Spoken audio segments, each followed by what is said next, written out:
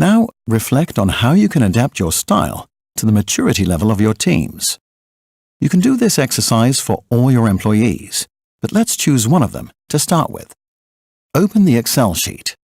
First of all, fill in the 3 main areas of responsibility of an employee. Take the manager of a production line as an example. The 3 areas could be: establish and monitor the production goals and standards, manage human and material resources, coordinate and develop organization of the production line. When you have established the 3 main areas of responsibility of your employee, start by thinking about how you see their professional skills, based on their experience, their ability to fulfill their responsibilities, and their ability to resolve problems, giving them a score from 1 to 9 using the following scale. Do the same thing with the section Personal Will.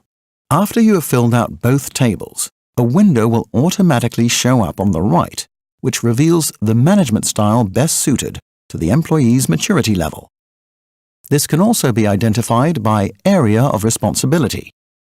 You can repeat the exercise again using other employees. What final conclusion have you drawn from this?